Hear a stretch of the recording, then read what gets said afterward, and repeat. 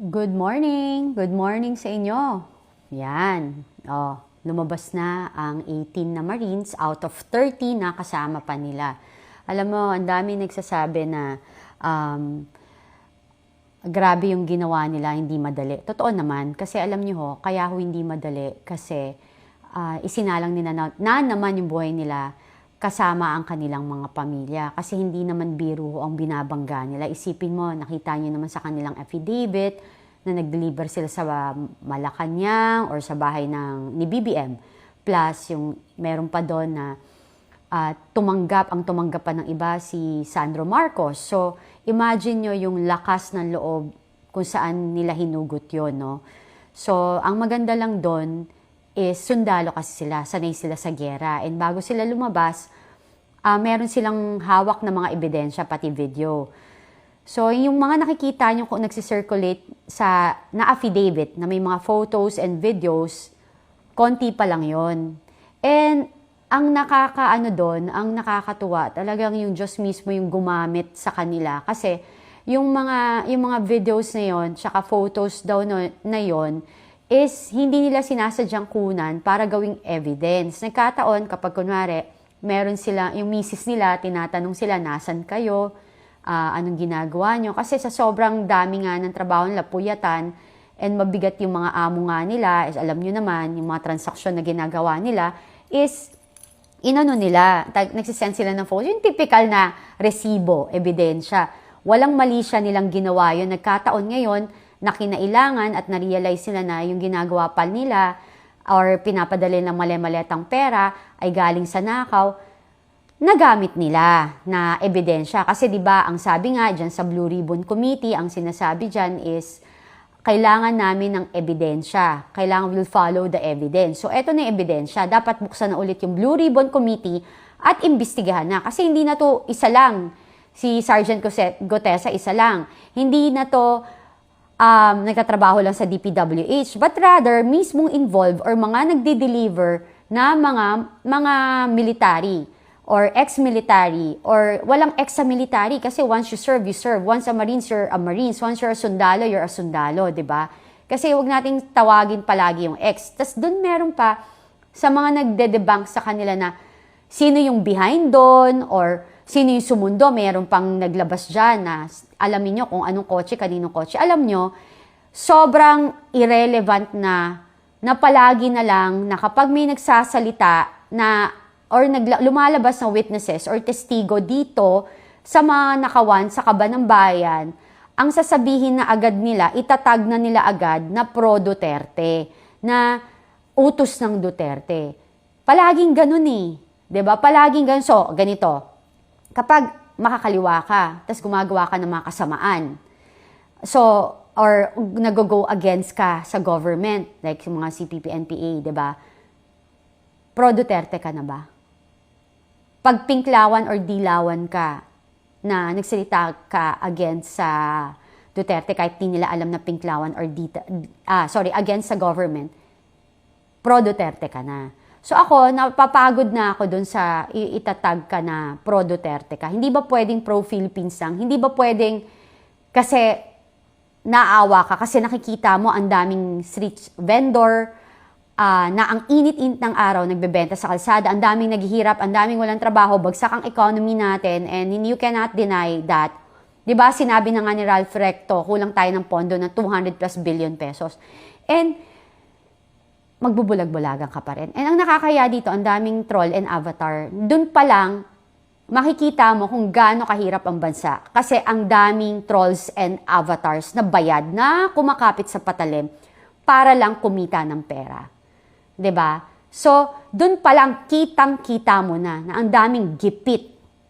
At ang mga tiwaling tiwaling nagtatrabaho sa gobyerno o mga leader natin, is tinitake advantage yung sitwasyon na yan para magamit yung mga taong gipit para gumawa ng kasamaan.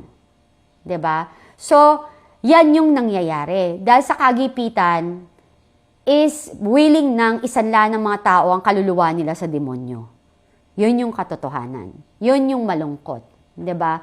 But, that's reality. Gipit eh. Walang kinakain, walang walang pangkain sa pamilya nila and all. So, anong gagawin? Walang pambili ng gatas. So, etong mga demonyong to, na ino-offeran sila ng masamang trabaho, which is maging troll, or magsinungaling, or gumawa ng kamalian sa kapwa nila, kahit na alam mo, yung perang ginagamit nila, akala nila nakakatulong, yung karmang tatama dyan, dahil galing yan sa nakaw, ang daming namatay, sa PhilHealth, yung kinuhanan ng pondo, tinanggalan ng pondo, yung flood control scam project na yan, ang daming namatay.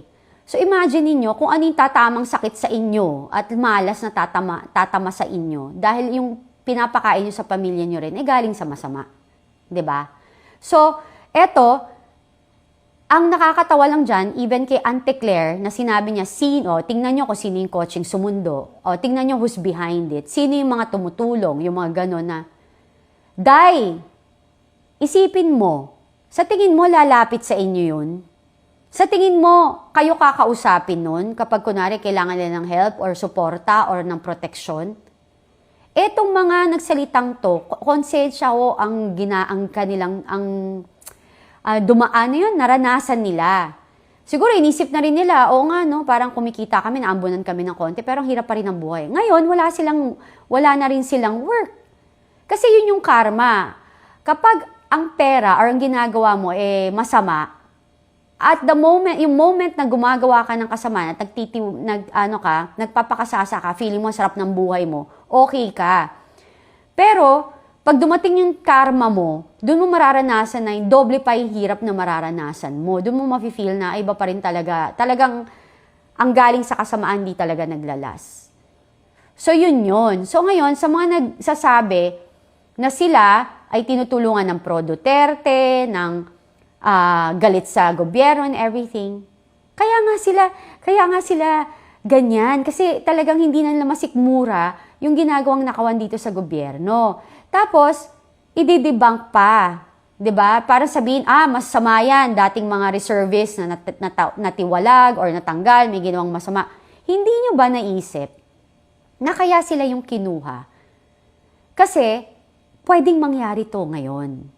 Yung ginagawa nila. Pwedeng mangyari na sila sabihin na, mga sinungaling yan kasi alam mo may record yan sa military na hindi okay. Kaya sila kinuha. Kasi pinagandaan din tong mga panahon na to na pag lumabas sila, pwede silang pasamain. So yun.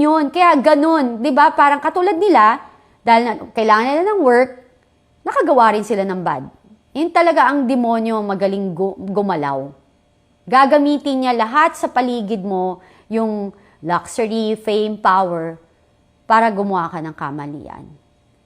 So, yun yung So, parang, yan 'di ba? Kinuha sila, kasi, hindi ko man nila lahat, baka, hindi ko rin alam sakali, iba sa kanila, may record nga.